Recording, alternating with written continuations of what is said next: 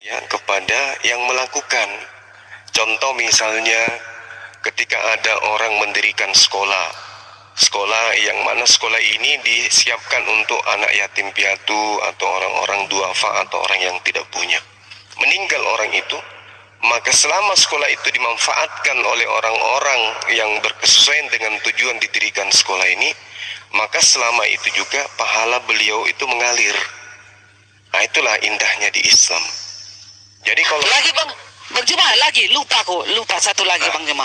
Nah ya. ini dia ya. Sebab kitab kehidupan seorang yang memberikan sebuah kebaikan itu tidak berhenti selama apa yang diberikan itu tetap baik untuk orang lain. Itu di Islam, itu kan hasil upaya. Misalnya saya nih mendidik anak saya menjadi anak yang soleh dan soleha, itu kan hasil pekerjaan saya. Maka hasil pekerjaan harus diberikan kepada yang bekerja. Apa yang saya tanamkan harus kembali kepada saya yang menanam. Keburukan yang saya tanamkan kepada anak-anak saya, keburukan itu saya harus panen. Kebaikan yang saya tanamkan, maka saya harus panen kebaikan itu. Siapa yang melakukan, dia yang mendapatkan. Kan manusia diupah berdasarkan atas perbuatan masing-masing. Yohanes 5 nomor 29. Orang dibangkitkan berdasarkan atas perbuatan masing-masing. Saya berbuat baik dan perbuatan baik itu terus mengalir. Berarti efek daripada kebaikan yang saya lakukan harus kembali kepada saya yang melakukan kebaikan itu, bukan kepada orang lain. Sederhana kok itu. Jadi manusia diupah berdasarkan atas perbuatan. Ketika di dalam kehidupannya melakukan kebaikan-kebaikan dan kebaikannya itu menjadi terang bagi semua orang, maka kebaikannya itu terkembali kepada siapa yang menjadi sumber kebenaran ini, siapa yang menjadi sumber kebaikan tersebut. Makanya diperintahkan di dalam Islam itu untuk melakukan berlomba-lomba menuju kepada kebaikan. Iya, karena kebaikan itu mengalir terus, ada henti-hentinya. Fastabiqul khairat. Fastabiqul khairat. Insyaallah. Ya, cuma iya, kalau kami di Kristen, kalau kami di Kristen, waktu kita hidupnya katanya baru. Jadi jangan pernah berdoa bagi orang yang sudah adalah manusia seperti kita. Kok mulai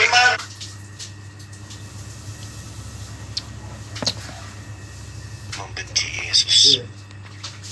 Jadi sebenarnya kedatangan umat Islam itu hanya memberi peringatan saja dan hanya untuk meluruskan saja. Karena Kristen ini sebenarnya tak ada hubungannya dengan ajaran para nabi-nabi kami. Tak ada hubungannya. Nabi yang kami imani yang diutus oleh pencipta langit dan bumi itu sebenarnya ajarannya tak ada hubungannya dengan Kristen. Kristen ini agama yang di luar daripada ajaran para nabi.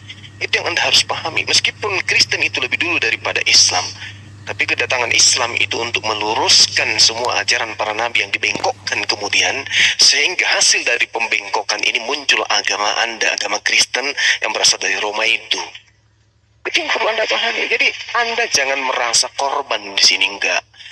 Anda harus menyadari bahwa kalian hari kebangkitan, ada Yaumul Hasyr, hari pengumpulan, ada yang disebut dengan Yaumul Mizan, hari penimbangan setiap amalnya.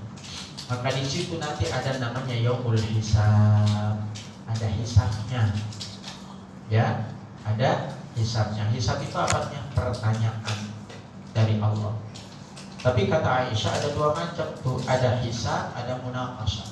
Kalau yang hisab maka yakinlah masuk surga. Kenapa? Karena saat itu orang dihisab, didatangkan oleh Allah di hadapan Allah dan tidak ada yang melihatnya. Jadi personal, langsung ditanya oleh Allah. Lalu berkata di dalam sebuah hadis, ya, ata'rifu dzamba kadza wa kadza wa kadza qalu. Apakah kamu tahu dosa ini? Apakah kamu kesalahan ini? Apa tahu kesalahan ini? Setiap orang yang di hadapan Allah itu nanti kelak akan berkata, nah, iya, cuma dia aja kita. Apa kata Allah?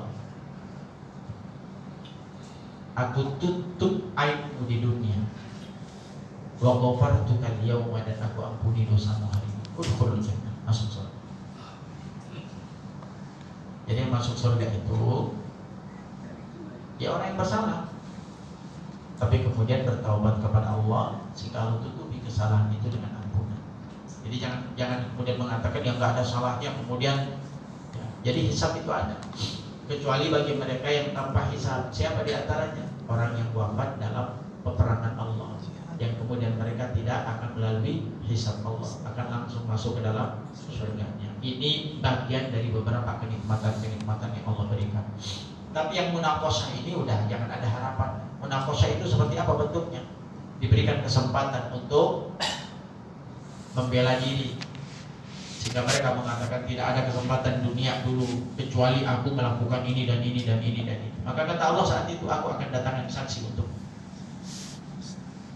Maka yang mereka pikirkan saksi siapa ya? Kira-kira memberatkan apa meringankan ya? Atau mungkin terpikir pengacara gitu, pengacara kondang untuk bisa apa yang kemudian jadi saksi Pak? Tulang, kaki, kulit itu jadi saksi di hadapan Allah. Maka orang yang seperti itu baru berlaku al-yawma nakhtimu ala afwahihim wa tukallimuna aydihim wa tashhadu arjuluhum bima kanu. Saat itu mulutnya udah dikunci. Lalu siapa yang menjadi saksi? Tangan dan kakinya. Nyahok manusia, gak bisa berbicara apapun. Dan itu mereka orang-orang siapa? Orang-orang munafik, musyrik, orang-orang kafir yang kemudian masuk dalam nerakanya. Jadi gak langsung otomatis bangun langsung surga. Ada hisabnya, ada waktunya dan ada prosesnya. Saya kira itu Pak ya. Insyaallah. Menurut kebiasaannya, artinya bahwasanya eto ini seperti biasa dalam bahasa Yunani, autos, sama seperti biasa. Yesus kemudian pada hari Sabat masuk ke rumah ibadah. Sayangnya di sini bukan gereja, tapi sinagoge. Sinagoge itu adalah rumah ibadatnya orang Yahudi, bukan gereja. Rumah ibadahnya orang Yahudi di dalam Yehezkiel 44 nomor 9, haram hukumnya masuk orang di dalamnya adalah orang yang tidak bersunat kulub. Tidak boleh masuk.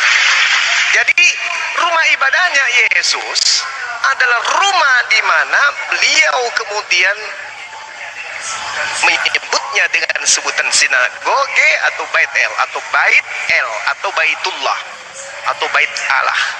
Sedangkan gereja itu adalah tempat perkumpulannya orang-orang yang non Yahudi, yang Paulus sendiri mengatakan dalam Galatia 2 nomor 14 bahwasanya orang yang tidak bersunat adalah orang yang hidup secara kafir, maka tidak mungkin kemudian orang kafir masuk satu tempat ibadah dengan Yesus. Oke, Bang Suma, saya minta maaf ya, baterai saya tinggal 5% ini benar. Oke, baik. Oke, sebelumnya saya akan minta maaf kalau jika ada kata-kata saya yang salah atau menyakitkan hati teman-teman di sini, saya minta maaf. Sebelum saya turun Bang Suma, saya akan kasih satu dalil ya, bahwa silakan. Di dalam Kisah Para Rasul 10 ayat 1 sampai 7 yang Bang Suma katakan tadi, di luar bangsa Yahudi itu adalah najis, itu benar. Tetapi di dalam Kisah Para Rasul 10 ayat 1 sampai 7 situ dijelaskan orang yang menerima kebenaran Yesus Kristus tidak lagi dibatasi dengan antara orang Yahudi dan juga orang bukan Yahudi. Makanya di dalam Kisah Para Rasul 10 itu dijelaskan bahwa di situ ada antara dua orang Yahudi dan bukan orang Yahudi, yaitu Cornelius dan Petrus. Tapi Petrus yang sudah menerima kebenaran Yesus tidak ada lagi dibatas-batasi orang yang bersunat dan orang tidak bersunat. Teman-teman selidiki itu di dalam Kisah Para Rasul 1 ayatnya yang 1 sampai 45-an itu ya. Tapi saya akan turun Bang Suma karena baterai saya tinggal 4%. Jadi mohon maaf semua ya teman-teman. Nanti next time lagi kita diskusi dengan baik-baik. Terima kasih Tuhan Yesus kiranya memberkati teman-teman yang ada di sini semua. Ya, mohon izin saya pamit. Selamat malam. Ya, makasih ya Bang ya. Mau ditanggapi dulu Guru Nda, silakan. Saya tanggapin dulu ya. Ini untuk teman-teman yang mendengarkan di bawah.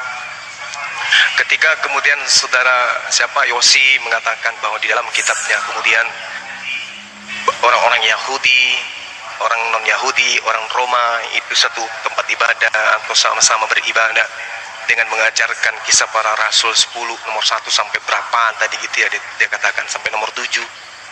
Justru di situ tidak ada sama sekali kemudian dalil pernyataan Yesus, itu tidak ada.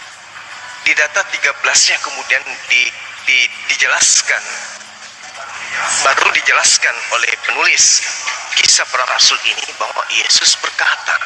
Tapi di data 1 sampai nomor 7 itu bukan sabda Yesus. Itu bukan perkataan Yesus.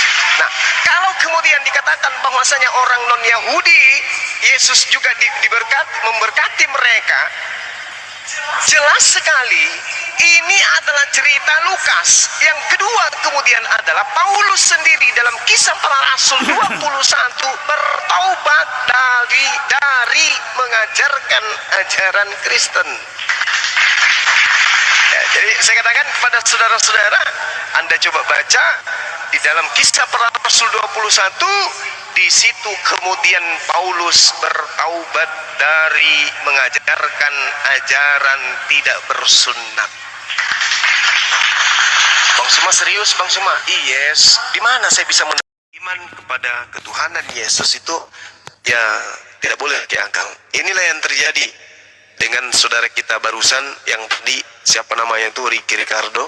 Ketika saya tanya, apakah Maria ciptaan? Jawabnya Maria itu adalah ciptaan. Apakah yang keluar dari rahim Maria ini adalah ciptaan? Tunggu dulu katanya. Kalau Yesus adalah ciptaan, berarti pencipta keluar dari ciptaan. Nah, inilah yang Al-Quran katakan, ulaika hum syarrul bariyah. Mereka adalah seburuk-buruknya makhluk. Karena zalim, menzalimi diri mereka sendiri. Masakan ada pencipta dilahirkan oleh ciptaan. Dan kalau dia paksakan bahwa yang keluar ini adalah pencipta, bagaimana mungkin pencipta itu menyusu kepada seorang manusia yang notabene yang melahirkan dirinya? Nah, ketika saudara Queen meninggalkan ajaran seperti ini, maka Allah mengatakan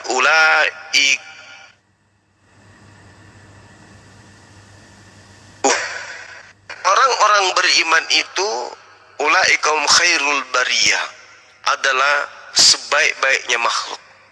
Jadi meninggalkan keadaan seburuk-buruknya makhluk menjadi keadaan sebaik-baiknya makhluk. Ulaikahum khairul bariyah. Demikian.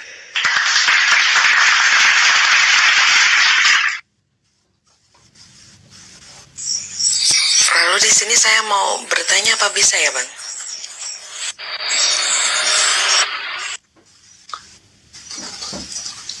Silakan bertanya, Pak. Ini memang room diskusi untuk bertanya. Iya, jadi seperti ini. Saya itu harusnya kan sudah meninggalkan banyak kebiasaan buruk yang harus saya tinggalkan bila saya sudah masuk Islam. Tetapi di waktu bulan November saya masuk Islam, saat tahun baru kemarin itu saya melakukan pesta yang pasti dosa gitu. Dan lagi papa saya juga baru meninggal. Dia bilang seperti ini, kalau saya meninggal saya ikut sama kamu nih gitu. Aku kuburin Islam juga nggak apa-apa, suruh syahadat juga nggak apa-apa. Tapi karena memang mayoritas keluarga saya itu non-muslim, saya tuh bingung gitu. Sehingga yang membuat saya sekarang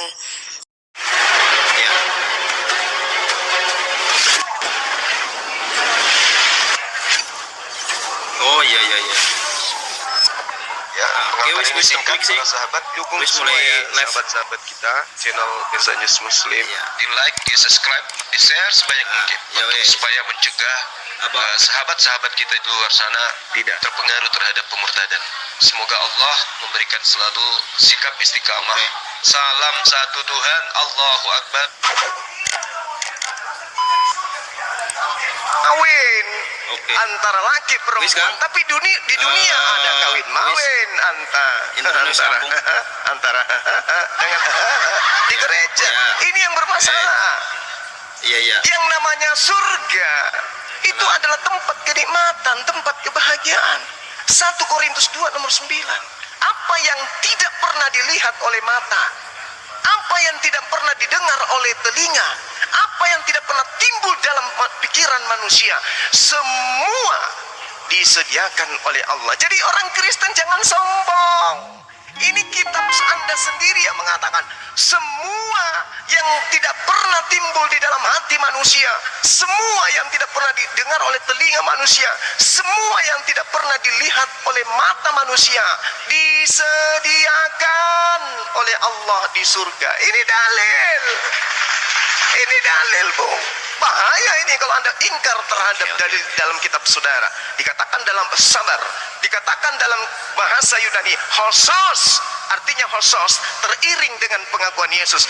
Masih banyak yang ingin aku ajarkan kepadamu, tapi kamu belum sanggup menanggungnya. Berarti Yesus belum mengajarkan tentang bidadari.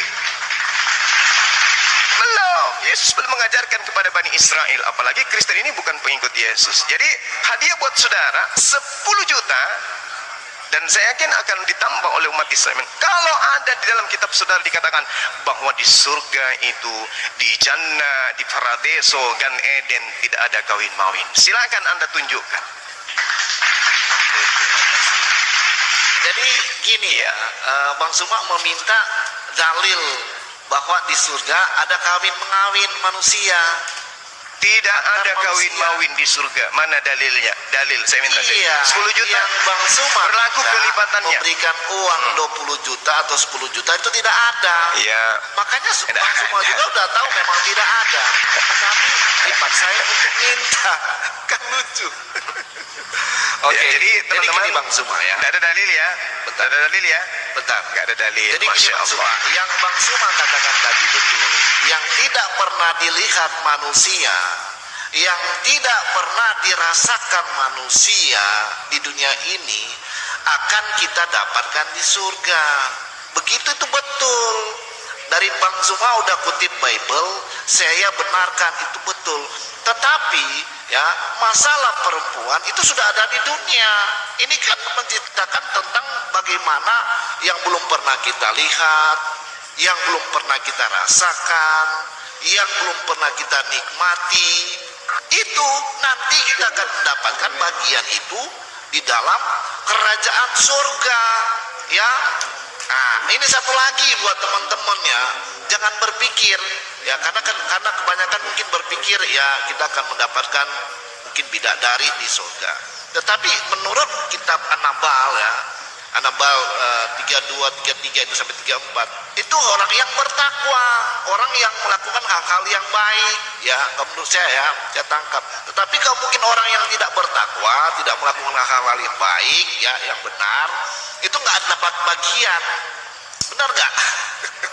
Jadi jangan, ya udahlah, itulah buat kalian lah. Saya nggak mau ke situ ya, karena itu ya ajaran kalian sebenarnya. Tapi saya mau meluruskan tentang bagaimana hal yang tidak pernah kita lihat di dunia. Ya, jadi sesuatu atau yang tidak pernah kita pikirkan itu di dalam kekristenan akan mendapatkan itu. Itu tapi di dalam kekristenan. Di luar Kristen tidak akan dapat hal yang seperti yang dijanjikan Tuhan kepada kita. Ya, hal yang belum pernah kita rasakan, contohnya di dunia ini apa? Hal yang belum pernah kita pikirkan, ya, dan hal yang belum pernah kita nikmati di dunia ini, kita akan merasakan hal itu di surga nanti. Tapi ingat, hanya di surga orang Kristen. Di dalam surga orang Kristen, teman-teman Muslim yang nggak tahu, ya mungkin hanya bidadari itu yang saya tahu. Begitu, Bang Suma. Oke, lanjut. Oke. Jadi satu hal yang menarik di sini ya, ketika saudara kemudian mencibir di surga itu, kemudian surganya umat Islam itu kemudian ada surga, ada bidadari dan seterusnya. Tapi apesnya ternyata ketika saudara mengatakan di surga Kristen itu tidak ada kawin mawin, dalilnya nggak ada. Ini yang menyedihkan ini. Ini yang menyedihkan. Mana dalilnya bahwa di surga itu tidak ada kawin mawin? Ternyata tak ada. Yang ada di kebangkitan, di hari kebangkitan tak ada kawin mawin. Tapi terkait dengan surga, Anda sendiri mengakui barusan. Di dalam 1 Korintus 2 nomor 9, di situ diterangkan semua disediakan oleh Allah. Apa yang tidak pernah kita rasakan, apa yang tidak pernah kita lihat dengan mata, apa yang tidak pernah kita dengar dengan telinga, semua disiapkan oleh Allah. Ini dalil. Jadi kalau kalau berbicara mengenai bidadari, secantik-cantiknya wanita di atas muka bumi ini, yang paling cantik sekalipun, itu tidak bisa menyamai cantiknya bidadari. Artinya bidadari yang disiapkan oleh Allah kepada umat Islam adalah wanita yang sangat cantik luar biasa, yang tidak pernah dilihat, tidak pernah dirasakan, dan tidak pernah terbersit di dalam pemikiran manusia. Ini kebahagiaan yang luar biasa yang tidak dimiliki di dalam agama saudara. Sedangkan di dalam Al-Quran, contoh misalnya dalam surah Al-Hajj, diterangkan di dalam ayat 56. Di situ Allah Subhanahu wa taala kemudian menjelaskan bahwa surga itu memang adalah tempat di mana di dalamnya itu penuh dengan kebahagiaan. Al-mulku yawma idzil lillah yahkumu bainahum falladina amanu wa amilus salihat fi jannatin na'im. Jadi surga itu adalah tempat yang penuh kebahagiaan, penuh dengan kenikmatan. Itu baru surga. Tuhan itu maha tahu, Tuhan itu maha melihat. Bagaimana seorang kambing supaya bahagia? Dikasih rumput. Bagaimana seekor sapi supaya bahagia? Dikasih rumput. Bagaimana supaya manusia bahagia? Dikasih hal-hal yang membuat yang menjadi kesenangan manusia itu sendiri.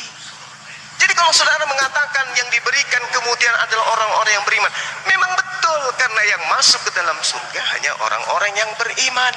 Al-mulku yawma idzin lillah. Kekuasaan pada hari itu hanya ada pada Allah. Dia memberi keputusan di antara manusia. Maka orang-orang yang beriman dan mengerjakan kebajikan berada dalam surga-surga yang penuh dengan kebahagiaan, yang penuh dengan kenikmatan. Ini Al-Quran yang menerangkan itu. Innallaha yudakhilul ladina amanu wa amilus salihat jannatin tajri min tahtihal anhar innallaha yaf'alu ma yurid. Jadi Allah mengatakan Allah berbuat apa yang Allah kehendaki. Jadi orang-orang yang dimasukkan ke dalam surga, yaitu orang-orang yang beriman, yang mengerjakan kebajikan, ke surga mereka kekal di dalamnya, kata Allah. Dan juga dikatakan dalam surah Taha ayat 75, wa may ya'ti mu'minan qad amil shalihat fa ulaika lahumud darajatul ula. Itu jelaskan dalam Al-Quran surah Taha ayat 75. Barang siapa datang kepada Allah dalam keadaan beriman dan mengerjakan kebajikan, maka mereka itulah orang-orang yang memperoleh derajat yang tinggi. Orang yang memiliki derajat yang tinggi, di sini kata ula artinya adalah orang yang mulia. Orang yang mulia dan orang yang tinggi kedudukannya, derajatnya, ketika masuk ke dalam surga, Anda jangan menggambarkan surga itu seperti tempat apa itu, tempat mesum, tempat perbuatan mesum. Tidak ada seperti itu. Surga itu adalah tempat yang suci. Maka bersetubuhnya orang-orang yang ada di sana adalah persetubuhan orang-orang yang suci, orang-orang yang mulia.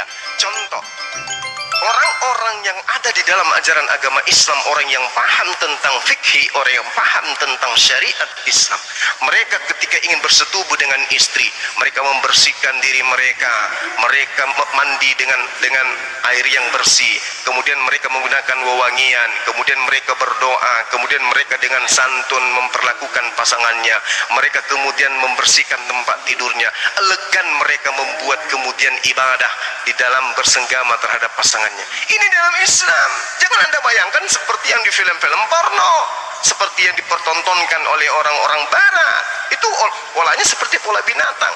Tapi yang diterangkan dalam Al-Quran, kenikmatan yang mulia di hadapan Allah, Allah maha mengetahui apa yang dibutuhkan oleh makhluknya. Makanya dikatakan wa kawaiba atsaraba, bukan gadis-gadis bodoh menjual minyak ke pasar karena kekurangan minyak, bukan, tetapi gadis-gadis remaja yang sebaya yang kemudian dipersiapkan oleh Allah untuk orang-orang beriman. Siapa mereka gadis-gadis remaja yang sebaya ini? Istri-istri mereka ketika di dunia kembali menjadi remaja-remaja yang cantik jelita. Demikian. Jadi gitu ya. Tadi Bang Suma mengutip Bible. Mungkin Bang Suma nggak ada di dalam Al-Quran yang menjanjikan seperti Bang Suma katakan tadi, ya, mendapatkan hal-hal yang belum pernah dirasakan di dalam dunia ini, itu akan kita dapatkan di surga, atau yang belum pernah kita lihat, ya, atau yang belum pernah kita pikirkan, itu adanya di Bible. Kira-kira ada nggak di Quran yang seperti yang dikutip oleh Bang Zuma tadi? Ada nggak dalil Ada. seperti itu? Nah, di mana Ada kira-kira? dong, ada. As-Sajdah ayat 17 Allah Subhanahu wa taala menjelaskan gini. Oke. Fala Ada. ta'lamu Coba nafsun. dalilnya apa? Sabar. Bismillahirrahmanirrahim. Supaya saya Fala belajar sambil belajar ta'lamu dan nafsun mencatat. ma ukhfiya lahum min qurrah a'yun jazaa'an bima kanu ya'malun. Maka tidak seorang pun yang mengetahui apa yang disembunyikan untuk mereka kelak, bermacam-macam kenikmatan yang menyenangkan hati mereka sebagai balasan terhadap apa yang mereka kerjakan di dunia.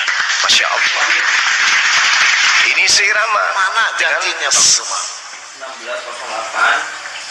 As-Sajdah Janjinya mana? ayat 17. Iya, apa janjinya? Fala ta'lamu nafsun ma ukhfi lahum min qurrati a'yun. Apa yang mereka kemudian ya akan dapatkan di akhirat kelak, di surga kelak, mereka tidak mengetahui yang disembunyikan oleh Allah untuk mereka. Ini dalil dalam Al-Quran, udah sangat jelas itu. Makanya Rasulullah Muhammad SAW pun mengatakan, aku telah menyediakan kemudian, ya, aku telah menyediakan kemudian.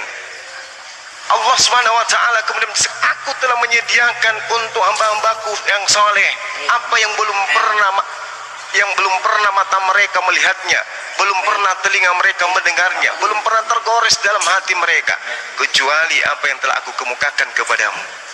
Ini yang diterangkan kemudian. Makanya ketika kita berbicara mengenai surga, kita berbicara mengenai hal yang gaib, hal yang gaib, hal yang tidak bisa kemudian ditelaah dengan pemikiran, kecuali dengan standar pengetahuan kita bahwa di surga ada makan, di surga ada minum, di surga ada istri, di surga ada bidadari. Tapi tentang kebahagiaan, tentang kemudian kenikmatan, tak ada yang bisa menggambarkan itu. Makanya Allah mengatakan disembunyikan dari penglihatan mereka. Tidak bisa kemudian mereka melihat seperti apa yang disembunyikan oleh Allah bagi mereka orang-orang yang beriman. Ini Al-Quran yang menjelaskan itu. Makanya di Al-Quran dikatakan innal ladzina amanu wa amilus salihah lahum jannatun na'im. Sesungguhnya orang-orang beriman mengerjakan kebajikan, mereka akan mendapatkan surga yang penuh dengan kenikmatan. Penuh dengan kenikmatan. Kenikmatannya belum bisa digambarkan seperti apa. Yang jelas surga Islam penuh dengan kenikmatan, penuh dengan kebahagiaan. Tidak ada dalil di dalam kitabnya orang Kristen bahwa di surga mereka penuh dengan kebahagiaan, penuh dengan kenikmatan. Itu tak ada. Apatah lagi dikatakan kemudian bahwasanya mereka janji Tuhan kemudian kepada orang Kristen, itu nggak ada selain daripada janji akan neraka. Surga nggak pernah dijanjikan. Demikian. Gini ya teman-teman, kalau saya di dalam Bible jelas kerajaan surga itu jelas ya.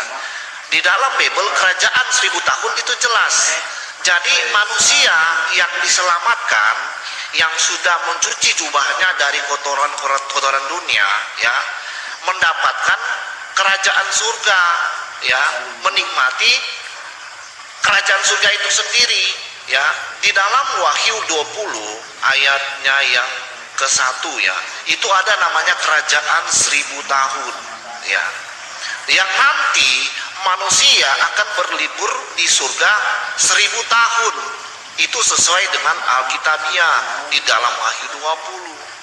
Tetapi akan ada yang namanya langit yang baru dan bumi yang baru. Itu dijanjikan buat siapa? Buat orang Kristen yang percaya Yesus adalah Tuhan dan Juru Selamatnya, dan melakukan hal-hal yang benar dan yang baik sesuai dengan Alkitabiah. Itulah janji kepada orang Kristen yang percaya Yesus adalah Tuhan dan Juru Selamatnya. Di dalam kitab Wahyu 20 ayatnya yang pertama, yang 1 sampai ayatnya yang ke-8 situ jelas ya. Lalu aku melihat langit yang baru dan bumi yang baru, sebab langit yang pertama dan bumi yang pertama telah berlalu dan laut pun tidak ada lagi. Itu surga orang Kristen, ya. Nah, artinya itu dunia baru. Surga itu sudah lewat 1000 tahun. Karena di dalam kepercayaan orang Kristen, menurut Alkitab ya, hanya berada di surga 1000 tahun. Yang lainnya itu akan turun ke dunia yang baru. Jadi kita orang Kristen disiapkan dunia yang baru sesuai dengan tertulis di dalam kitab Wahyu 21, ya. Tetapi bagi orang yang tidak mendapatkan surga, teman-teman boleh tulis ya di dalam Wahyu 21 ayatnya yang ke-8. Ini yang tidak dapat bagian dalam kerajaan surga dan orang-orang yang tidak bertobat. Saya bacakan ya. Ayat 8-nya, Wahyu 21 ayat 8.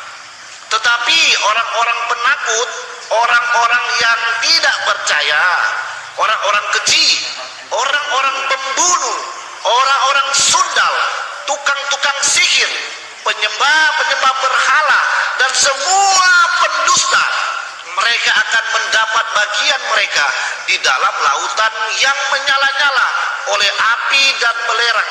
Inilah kematian yang kedua bagi siapa? Orang-orang yang melakukan kejahatan dan tidak bertobat. Jadi teman-teman ya, saya katakan lagi ya, selagi masih ada waktu buat kita, marilah kita benahi diri kita dan marilah kita bertobat ya. Percaya bahwa surganya orang Kristen itu jelas dan juga dunianya yang baru itu jelas ya. Mungkin di surganya teman-teman muslim ya saya tidak tahu, nggak tahu dia selama-lamanya di surga atau mungkin ada menjanjikan juga dunia yang baru, saya nggak tahu itu ya. Saya hanya tahu bagaimana surganya orang Kristen jelas tertulis di dalam kitab Wahyu 20 dan kitab Wahyu 21. Sekian. Oke, baik. Jadi saudara, saya harus sampaikan kepada saudara bahwa di Islam itu jelas sekali janji Allah itu terekam ya 1400 tahun dan tidak pernah berubah kemudian. Contoh, zalikal kitabul la raiba fihi hudal lil muttaqin. Al-Qur'an kitab kami ini tidak ada keraguan padanya, petunjuk bagi orang yang bertakwa. Jadi kitab kami petunjuk bagi orang yang bertakwa. Kemana perginya orang yang bertakwa? Perginya orang-orang bertakwa itu adalah ke jannah, ke surga. Ini Al-Quran kemudian rangkulan dengan adanya kategori manusia yang masuk ke dalam surga itu adalah mereka yang bertakwa, yang mendudukkan kemudian kitab suci Al-Quranul Karim sebagai petunjuk dan tidak meragukan kebenarannya. Ini tidak bisa kita temukan di kitab manapun. Lukas tidak pernah bercerita tentang dirinya. Siapa yang percaya kepada kitab Lukas, Yohanes, Matius, Markus, Saudara Paulus, siapa yang percaya kepada saudara-saudara ini akan masuk ke dalam surga dan seterusnya. Itu nggak ada. Gak ada sama sekali. Bahkan saya bisa taruhan, nah, lagi-lagi taruhan nih. Wahyu 21 dan Wahyu 20 yang Anda bawa. Kalau ada satu kata untuk orang Kristen di situ, saya kasih uang 20 juta. Tadi Anda gagal. Sekarang ini ujian yang kedua. Nah, kebetulan saya lagi cair pencairan dana saya ini lagi banyak ini. Saya kasih Anda 20 juta kalau Anda bisa membuktikan ada jaminan di Wahyu 20 dan 21 terhadap orang-orang Kristen. Kosong, kering, melempong, tak akan pernah Anda temukan. Bahkan nih, kalau Anda mencoba menarasikan Wahyu 21:8, tak ada satu golongan pun yang tersentuh dengan api neraka kecuali mereka di luar ajaran agama Islam. Mari kita baca pelan-pelan. Tetapi orang-orang penakut, orang-orang yang tidak percaya, orang-orang yang keji, orang-orang pembunuh, orang-orang sundal, tukang-tukang sihir, penyembah-penyembah berhala dan pendusta, mereka akan mendapat bagian mereka di dalam lautan yang menyala-nyala oleh api dan belerang. Inilah kematian yang kedua. Siapa pendusta di sini? Mari kita lihat apa yang diterangkan kemudian dalam kitab saudara Wahyu 22. Siapakah pendusta itu katanya? Pendusta itu adalah dia yang kemudian tidak percaya kepada Yesus, bahwa Yesus adalah Kristus. Ya, ada yang tahu dalilnya tuh? 2 Yohanes 2 nomor 22. Mari kita lihat, kita kupas nih. Siapakah pendusta itu? Pendusta itu dialah yang menyangkal Yesus, bahwa Yesus itu adalah Kristus. Nah sekarang siapa yang percaya bahwa Yesus itu Kristus? Islam atau Kristen? Orang Kristen dengan mulutnya mengatakan Yesus itu adalah Kristus. Tetapi faktanya mereka membantah kekristusan Yesus dengan menjadikan Yesus itu sebagai Tuhan. Jadi pendusta itu mulut dan perbuatan tidak sesuai. Mulutnya berkata Yesus Kristus, Yesus Kristus. Masuk dalam gereja, Tuhan Yesus, penipu, pendusta. Siapakah pendusta itu? Mereka yang mengatakan, bukankah dia yang menyangkal bahwa Yesus itu adalah Kristus. Jadi kalau ada yang mengatakan Yesus itu adalah Tuhan, maka dia adalah pendusta. Karena dengan mengatakan Yesus itu Tuhan, maka dia menyangkal kalau Yesus itu adalah Kristus. Pahami itu dulu. Jadi kalau Anda membawa Wahyu 21, ini yang akan dibakar di dalam lautan yang menyala-nyala oleh api dan belerang, tak ada dan tak bukan, hanyalah Kristen. Kristen ini pendusta. Ini yang Anda harus pahami. Kenapa saya katakan Kristen itu pendusta? Berdasarkan kitab mereka sendiri. Coba tanya orang Kristen, apakah kalian mengakui Yesus itu Kristus? Ya, Yesus itu adalah Kristus. Coba intip ke gereja, siapa yang mereka sembah? Yesus, pembohong. Kalau Yesus itu Kristus, itu berarti Yesus bukan Tuhan. Kalau Yesus itu Tuhan, berarti Yesus bukan Kristus. Bagaimana mungkin Anda mengatakan Yesus itu Kristus, di sisi yang lain Anda menuhankan? Bagaimana mungkin kemudian Anda mengatakan Yesus itu Tuhan, sementara Anda dengan mulut Anda mengatakan dia Kristus? Sementara Kristus itu adalah timpaan dari kata Mesias dalam bahasa Ibrani. Mesias itu sama dengan manusia yang diurapi, bukan Tuhan yang diurapi. Ini. Jadi berdasarkan Wahyu 21, siap-siap aja Anda akan direbus di dalam lautan yang penuh dengan nyala api dan belerang. Demikian. Jadi beginilah ya. Makanya bagi orang-orang yang tidak memahami, kenapa saya katakan tadi, ini bagi orang-orang yang tidak bertobat. Orang-orang yang tidak bertobat hanya memakai nama Yesus, sama dengan Bang Zuma bilang tadi, betul, saya betulkan, memuji di dalam gereja atau dimanapun, tetapi di dalam perbuatan mereka tidak baik, ya. Tapi itu bukan semua orang Kristen, ya. Karena saya rasa ada oknum-oknum yang ada seperti itu. Jangan kita klaim bahwa itu semua, ya. Kenapa saya mengatakan itu? Karena ayat Alkitab sudah mengatakan itu sebelumnya itu terjadi, ya. Makanya juga ada ayat mengatakan seperti ini, ya. Tuhan, kami di dunia sudah melakukan mujizat pakai nama Yesus, ya, melakukan penyembuhan pakai nama Yesus. Tapi pada akhirnya Yesus mengatakan seperti ini, enyahlah dari hadapanku kalian yang sekalian pembuat kejahatan, aku tidak mengenalmu. Itu benar yang saya katakan. Saya benarkan itu Bang Suma. Itu bagi orang atau oknum-oknum yang tidak melakukan perintah Tuhan, ya, yang tidak melakukan apa yang Yesus katakan. Yesus katakan begini, ya, aku datang bukan untuk meniadakan kitab para nabi atau hukum Taurat, ya, tetapi aku datang untuk menggenapinya, ya. Makanya Yesus mengatakan begini, jika kamu mengasihiku, kamu akan menuruti segala perintah-perintahku. Apa perintah-perintah Tuhan? Hukum kasih, 10 perintah Allah, itulah perintah-perintah Tuhan. Makanya terlebih dahulu kita mengasihi Tuhan, baru mengasihi kepada kita manusia. Itu ajaran Yesus yang sempurna. Menurut saya seperti itu Bang Suma, ya. Karena apa yang Bang Suma bawakan tadi, saya nggak bantah, saya benarkan itu. Tetapi bagi orang-orang yang tidak bertobat, ya, orang-orang yang tidak membasuh jubahnya, karena mereka yang akan mendapatkan neraka itu, api dan belerang.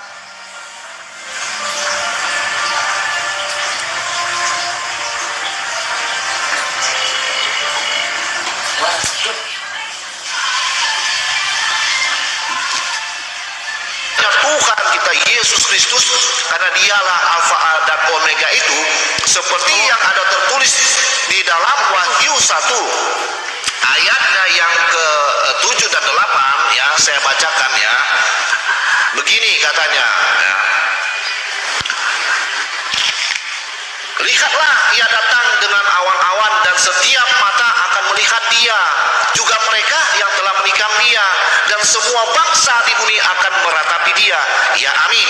Ayatnya yang ke-8.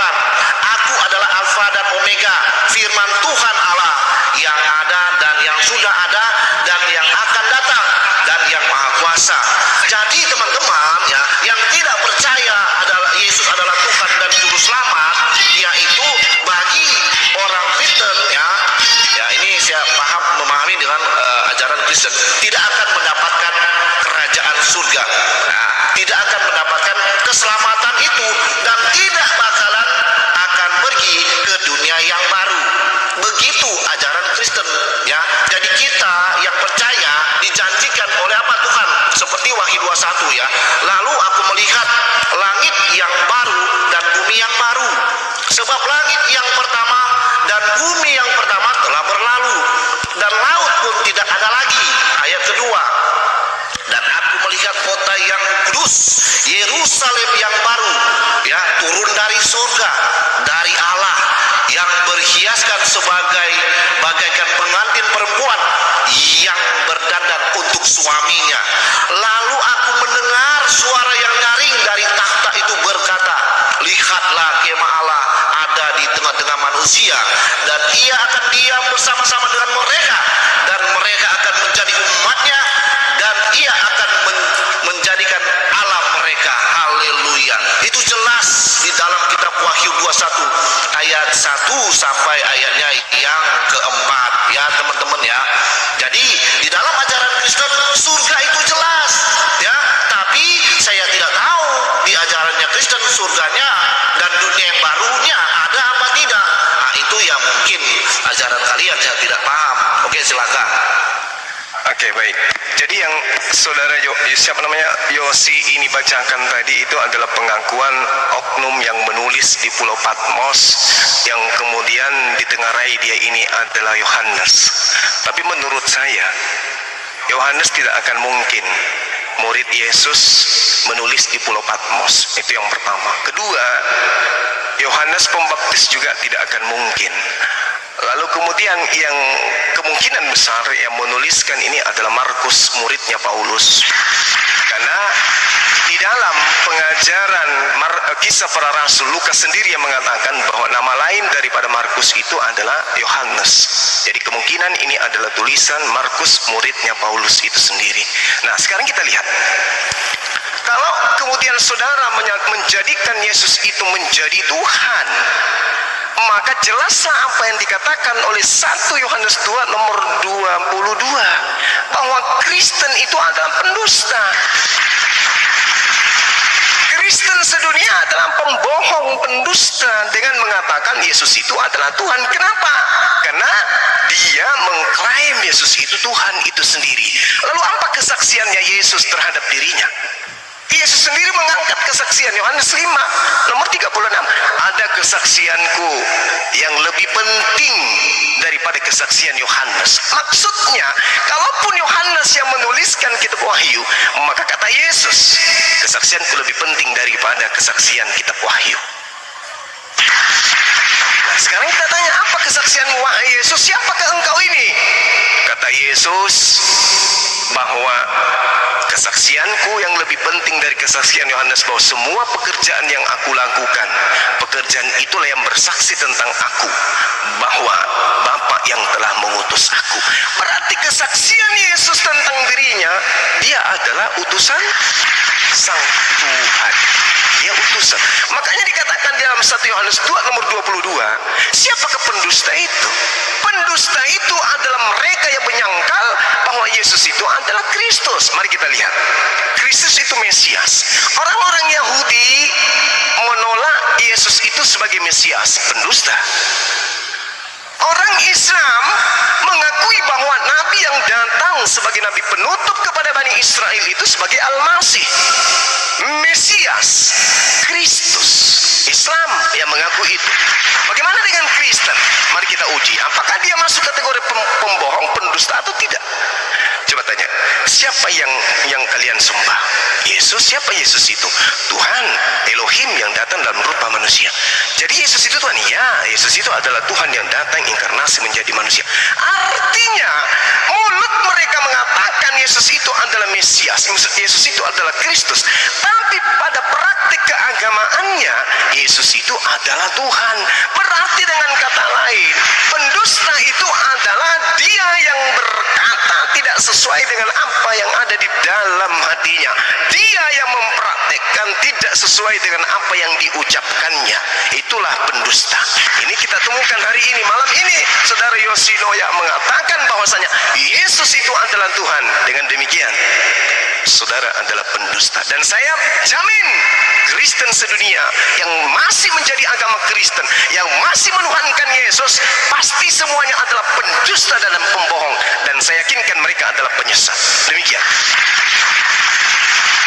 Apa dulu ini Al-Hayati? Inilah ya, Betul, Bang. yang Tunggu, selalu Bang Yosi. menuduh Bang Yosi. orang Kristen itu pendusta. Bang Yosi, Tetapi tunggu dulu, Bang di Yosi. dalam Ini ajaran Al-Hayati Kristen ini. tidak ada hal yang mengajarkan untuk orang Kristen untuk berdusta. Ya, tapi saya nggak tahu. Saya pernah mendengarkan di dalam ajaran Islam ada yang namanya 3 hal berbohong.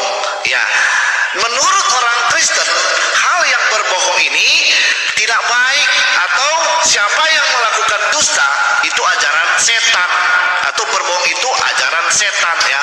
Karena bapa di skala pembohong adalah setan atau iblis itu sendiri. Makanya saya bilang, jangan menuduh kami orang Kristen di pendusta. Jangan menuduh kami semua yang melakukan hal seperti yang Bang Zuma katakan tadi. Sedangkan ajaran pembohong itu ada mungkin di ajarannya Bang Zuma. Begitu Bang Zuma yang dikatakan tadi, ya. Kenapa saya katakan begitu? Yang tadi saya sudah katakan dari tadi bahwa yang melakukan itu adalah oknum-oknum yang tidak melakukan hal yang benar sesuai dengan Alkitabiah, sesuai dengan perintah Tuhan. Jadi bagian mereka itulah yang mendapatkan neraka itu. Dari tadi saya sudah singgung dengan surganya atau dunia, mungkin ada dunia yang baru di dalam kerajaan atau di dalam ajaran Islam. Tetapi nggak pernah aku dengar dari Bang Zuma mengatakan ada dunia yang baru atau surganya seperti ini di dalam Quran. Ya, nggak ada. Tadi hanya bahas tentang Bible. Karena kenapa? Karena Bible ini bisa menjelaskan dunia yang baru, surga, ada semua tertulis dengan jelas di dalam Bible. Ya mungkin di dalam kitabnya saudara Islam, teman-teman di sini nggak ada sejelas dengan apa yang dikatakan kitab Wahyu. Ya itu. Yos, suaranya itu terlalu menggembak. Kecilin dikit ehonya, Yos. Lanjut, Gurunda. Al-Quranul Karim menjelaskan dalam surah Ibrahim ayat 48. Allah Subhanahu wa ta'ala menjelaskan dengan sangat rinci bagi orang-orang yang berakal kemudian. Apa kata Allah? Yauma tubaddalul ardu ghairal ardi was samawati wa baruzullahil wahidil qahhar, yaitu pada hari ketika bumi diganti dengan bumi yang lain. Demikian juga kata Allah, langit dengan langit yang baru, dan mereka manusia berkumpul di padang mahsyar menghadap Allah Subhanahu wa taala yang Maha Perkasa. Subhanallah. Jadi Anda jangan kemudian menyatakan sesuatu yang Anda sendiri belum pelajari. Kami ini orang Islam paham tentang Quran. Jangankan Quran, Bible Anda aja kami paham. Nah, kemudian ketika saudara berbicara mengenai kebohongan, saya kasih data kepada saudara bahwa orang-orang Kristen itu memang dari pondasi awalnya diajarkan untuk berdusta. Pondasi Kristen itu adalah kebohongan, dan katakan amin. Itu adalah sebuah kebenaran bahwa Kristen pondasi di awalnya adalah dusta dan tipuan. Di dalam Filipi 1 nomor 18, tetapi tidak mengapa. Tidak mengapa. Tidak mengapa. Sebab bagaimanapun juga Yesus diberitakan baik dengan maksud menipu, maksud mengelabui, maksud kemudian berbohong, propasis dalam bahasa Yunani, ataupun dengan maksud baik, jujur, lurus tentang hal itu, aku tetap bersuka cita dan aku akan tetap bersuka cita. Jadi Yesus diajarkan ini memang dengan cara propasis Taksis artinya dengan cara mengelabui. Mengelabui apa itu artinya mengelabui? Mengelabui artinya berbohong, maksud palsu, dengan dalih yang palsu. Artinya Yesus diajarkan kemanapun dengan cara berbohong. Satu dalil yang perlu saudara pahami.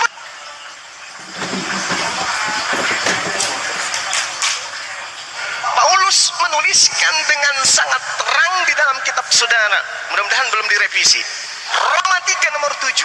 Tetapi jika kebenaran theos oleh dustaku, di situ dikatakan pseusma. Pseusma itu apa? Kecurangan, dusta, bohong, tipu, mengelabui. Bagi kemuliaan theos, mengapa aku masih dihakimi lagi sebagai orang yang berdosa? Jadi agama Kristen ini diajarkan memang dengan kebohongan. Memang dengan kebohongan. Pertama, yang perlu Anda pahami, sejak kapan kemudian para nabi yang datang kepada Bani Israel mengajarkan Tuhan menjelma menjadi manusia? Sementara dalil di kitab saudara Yahudi, Tuhan bukan manusia, bukan anak manusia. Itu jelas itu. Di dalam Yeremia 10 nomor 6, Tuhan pencipta langit dan bumi tidak serupa dengan manusia. Itu dalil. Tapi Kristen dengan kebohongannya kemudian tersebar ke seluruh bumi dengan mengajarkan anak Maria itu adalah Tuhan yang datang dalam wujud manusia. Naudzubillah, summa naudzubillah. Anda harus pahami itu. Jangan membawa dalil terlalu jauh. Ini aja dulu tolak ukurnya. 1 Yohanes nomor 22. Ini aja dari tolak ukur. Siapakah pendusta itu? Dijawab sendiri oleh kitab saudara.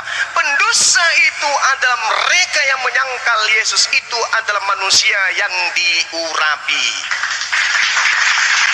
Apakah Kristen beriman Yesus itu manusia? Ya, bagus semua. Yesus itu manusia. Prakteknya Yesus itu Tuhan. Berarti pembohong. Demikian. Silakan. Oke, inilah yang saya katakan pemahaman yang nggak nyampe tentang bagaimana kitabnya Rasul Paulus. Bang Zuma menerangkan, menjelaskan dengan brutal tentang bagaimana tertulis di dalam Filipi itu. Ya, di dalam Alkitab tidak pernah diajarkan untuk manusia itu berbohong, atau diajarkan katanya orang Kristen diajarkan berbohong. Di mana di dalil di dalam Alkitab menuliskan bahwa orang Kristen diajarkan untuk berbohong? Ini usulai framing lagi ya. Jadi saudara bisa cari dan putar balik kitab Bible atau Alkitab itu yang benar. Tidak pernah saudara akan mendapatkan hal untuk mengajarkan berbohong. Tetapi saya nggak tahu di dalam kitab di luar Alkitab ya, atau di luar Bible mungkin ada hal di situ yang saya pernah mendengarkan, yang tadi saya sudah pernah katakan bahwa ada 3 hal berbohong. Ya mungkin itu dari teman yang ada sini yang diajarkan itu kepada saudara. Tetapi di dalam ajaran Kristen 10 perintah Allah sudah jelas di situ, dikasih buat manusia untuk tidak melakukan atau melanggar hukum yang diberikan kepada manusia. Di situ ada salah satunya, jangan berdusta. Jelas di situ katakan jangan berdusta. Tetapi teman-teman mengatakan di sini dan menuduh bahwa ajaran Kristen diajarkan untuk tidak berbohong. Jadi teman-teman jangan mendengarkan orang mengatakan seperti itu, karena dia mau membenarkan apa yang tidak dia paham. Jadi saya sebagai orang Kristen, saya mengatakan di dalam Bible, di dalam Alkitab, Taurat, Zabur dan Injil, yaitu Bible itu sendiri, tidak ada yang diajarkan untuk berbohong. Jika ada hal yang itu, ya, itu adalah ajaran iblis yang mau memanipulasi Bible itu sendiri. Itu terima kasih.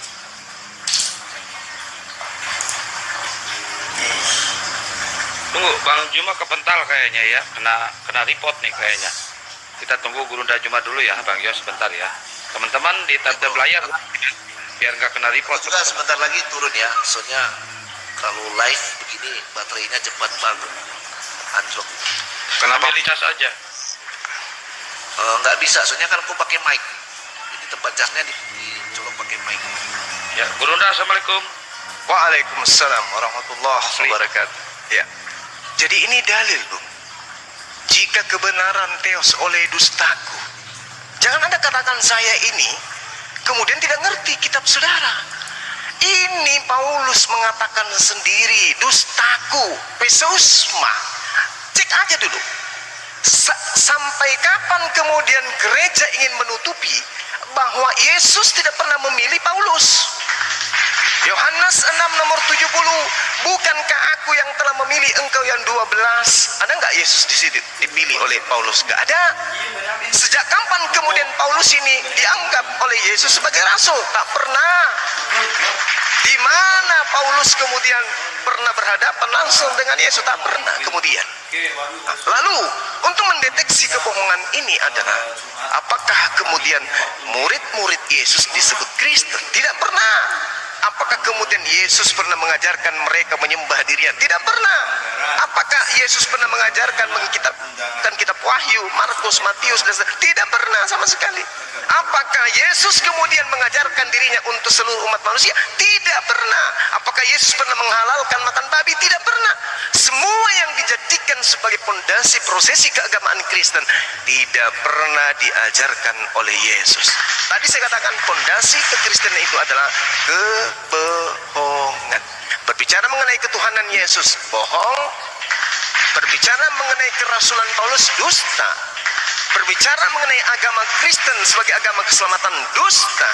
Kemudian berbicara mengenai kitabnya orang Kristen dianggap sebagai kitab suci juga, dusta. Semua yang ada pada diri Kristen ketika berkaitan dengan agamanya, semuanya adalah kebohongan. Silakan Anda tunjukkan satu kebenaran di Kristen yang berdasarkan dengan keagamaan saudara. Ketuhanankah? Keselamatankah? Ingat tadi kedustaan saudara mengatakan di surga itu tidak ada kawin mawin, ternyata tidak ada dalilnya. Dusta terpampar 10 juta hangus percuma. Yang kedua, tantangan kedua tadi 20 juta juga dusta terpampar hangus 20 juta. Kenapa? Karena Kristen itu hanya ada bisa bohong, bohong, bohong, bohong, dan bohong. Yesus Tuhan, bohong. Yesus mengajarkan Kristen, bohong. Yesus mengajarkan kemudian makan babi, bohong. Yesus mengajarkan tidak bersunat, bohong. Yesus mengajarkan ibadah minggu, bohong. Yesus mengajarkan ibadah di gereja, bohong. Yesus menjanjikan surga untuk Kristen penyembahnya, bohong. Semua yang ada di Kristen itu demi Allah, demi pencipta langit dan bumi, hanya ada kebohongan dan dusta menyesatkan manusia. Demikian. Bantah saya dengan dalil, dong. Jangan cuma keluar-keluar. Ingat Roma 3 nomor 7 dikatakan dengan jelas, tetapi jika kebenaran teos oleh dusta, Allahu Akbar, oleh dustaku, ini tidak bisa Anda pungkiri, dan saya bisa membuktikan dusta demi dusta yang diajarkan oleh Paulus demi membentuk ajaran sekte baru di luar agama Yahudi, yaitu agama Kristen. Silakan. Jadi gini ya teman-teman, Bang Suma mengatakan bahwa ajaran Yesus itu tidak mengajarkan beribadah. Sedangkan di dalam kitab Matius, Markus, Lukas, itu bagaimana Yesus selalu mengajarkan beribadah kepada murid-muridnya. Itu tertulis jelas, teman-teman boleh buka dan baca di kitab Matius, Markus, dan Lukas ya. Itu menceritakan tentang Yesus dan bagaimana Yesus di dunia ini dan bagaimanapun dia beribadah. Di situ jelas tertulis ya. Jika teman-teman mau belajar dan baca Alkitab, saya tidak bisa menjelaskan satu demi satu di sini ya. Tetapi saya kasih aja clue ayatnya. Ayatnya boleh baca di dalam kitab Matius, Markus, Lukas. Itu menceritakan tentang bagaimana Yesus waktu ada di dunia ini ya. Yang mengajarkan kepada murid-muridnya bagaimana beribadah ya. Situ jelas teman-teman ya. Jadi nggak seperti yang Bang Suma katakan, saya nggak panjang-panjang ini ya, menuduh bahwa Yesus itu tidak mengajarkan. Sewaktu Yesus di dunia ini ya, selama kurang lebih 3 tahun, dia mengajarkan murid-muridnya ya, baik di tempat rumah ibadah, bahkan di jalan ataupun di tempat-tempat perkumpulan yang lain. Yesus itu selalu mengajarkan murid-muridnya dan juga melakukan mujizat-mujizat, penyembuhan-penyembuhan. Itulah yang dilakukan Yesus ya. Kalau Bang Suma mengatakan Yesus tidak mengajarkan, itu salah, tidak sesuai dengan Alkitab. Tetapi dengan jelas kalau teman-teman mau menyelidiki kebenaran bagaimana cerita tentang Yesus, datanya saya kasih. Teman-teman boleh baca di dalam kitab Matius, Markus ya, dan Lukas. Di situ jelas menceritakan bagaimana perjalanan Yesus Kristus dan murid-muridnya sewaktu Yesus ada di dunia ini.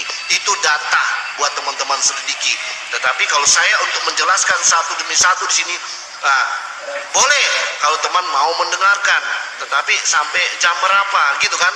Jadi saya kasih aja datanya ya, tulis ya, ambil pulpen, buku, catat, baca di kitab Matius, Markus, dan Lukas, atau satu aja lah, baca saja di Matius, kitab Matius, dari Matius 1 sampai Matiusnya yang ke-28 ya. Teman-teman boleh baca di situ, dan sehingga teman-teman percaya bahwa Yesus ini mengajarkan murid-muridnya ya, bukan cuma satu murid. Di situ banyak yang mengikuti Yesus, dan mereka melihat bagaimana perbuatan atau bagaimana teladan Yesus kepada mereka ya. Yesus selalu melakukan apa? Penyembuhan, apalagi mujizat-mujizat ya. Itulah kenapa saya bilang dia Tuhan dan juru selamat. Dia menjanjikan apa? Keselamatan untuk orang yang percaya mendapatkan kerajaan surga. Hanya Yesus, hanya orang yang mengikuti teladannya Yesus, mereka akan mendapatkan bagian di dalam kerajaan surga dan di dunia yang akan datang, yaitu dunia yang baru yang sudah saya jelaskan tadi di dalam kitab Wahyu 21 dan 22. Jadi, haleluya, bagi teman-teman mau belajar silakan baca. Saya nggak panjang lebar, silakan selidiki di dalam kitab Matius. Begitu. Oke, baik. Jadi kalimat yang menarik, kalau mau selamat ikuti teladan Yesus. Ini kalimat yang sangat luar biasa. Mari kita lihat kemudian. Anda, saudara saya, ketika mengatakan baca Matius, jangan yang lain, Matius saya dulu, tak kasih data ini. Ini akurat sebagai satu pemahaman independen terhadap iman orang Kristen, di mana di situ diajarkan oleh Yesus menurut pemahaman saudara, ajarlah mereka melakukan segala sesuatu yang telah kuperintahkan kepadamu. Jadi murid-murid Yesus yang benar adalah mereka yang mengajarkan orang lain melakukan perintah-perintah Yesus. Nah, mari kita deteksi saudara Kristen kita. Apakah saudara Kristen kita beribadah menyembah anak Maria berdasar perintah Yesus? Tidak. Apakah saudara Kristen kita kemudian beribadah di dalam sebuah gedung bernama gereja atas perintah Yesus? Bukan. Apakah saudara Kristen kita meninggalkan hari Sabat menuju hari Minggu atas perintah Yesus? Bukan. Apakah saudara Kristen kita meninggalkan hukum Taurat karena perintah Yesus? Bukan juga. Apakah saudara Kristen kita kemudian menyembah Yesus karena perintah Yesus? Juga tak ada. Maka saya katakan pendusta itu adalah mereka yang menyangkal Yesus itu adalah Kristus. Terbukti. Bukti pertama, Anda harus mikirkan itu, karena saya hanya memberi peringatan bagi orang-orang yang mau menerima peringatan itu. Anda mau beriman ataupun tidak setelah ini, saya kembalikan kepada saudara. Ajarlah mereka melakukan segala sesuatu yang telah kuperintahkan kepadamu. Kalau kita rangkum, saudara-saudara, baik yang Islam maupun yang Kristen, kalau kita rangkum dari 1 sampai 1000 perintah Yesus, kita jadikan sebagai satu kesimpulan akhir, tak ada satupun dari seluruh perintah-perintah Yesus itu yang akan menghantarkan manusia menjadi Kristen. Catat, renungkan dan pikirkan. Saya ulang, andai saja dalam kitabnya orang Kristen itu ada 1000 perintah Yesus di dalamnya, dari perintah 1 sampai perintah ke-1000 digabung menjadi satu dan ditaati sepenuh hati, baik lahir maupun batin, maka orang yang taat terhadap perintah 1000 perintah Yesus itu tidak akan mengantarkan orang itu menjadi Kristen. Kristen, orang bisa dapati pangkat atau predikat seragam Kristen hanya bisa didapatkan ketika mereka mendengarkan perintah-perintah gereja. Yesus tak pernah mengajarkan satupun perintah untuk menjadi Kristen. Mari kita buktikan. Di dalam kitab saudara dengan jelas dikatakan, ini pengakuan Yesus nih, dalam Yohanes 14 nomor 31. Tetapi supaya dunia tahu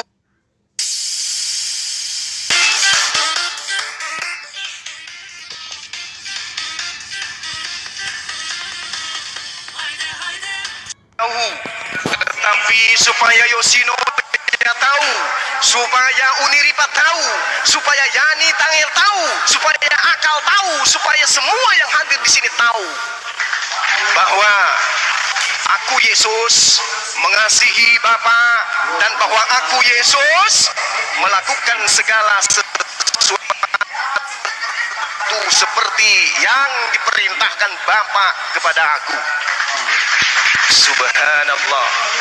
Jadi menurut pengakuan Yesus, supaya dunia tahu, bom-bom tahu bahwa aku Yesus mengasihi Bapa, dan bahwa aku Yesus melakukan segala sesuatu seperti yang diperintahkan Bapa kepada aku.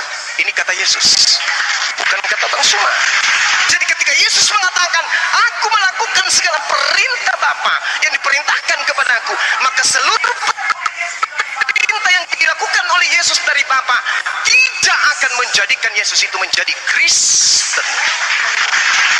Semua perintah dari A sampai Z yang Yesus terima dari Sang Bapa tidak menghantarkan Yesus menjadi Kristen.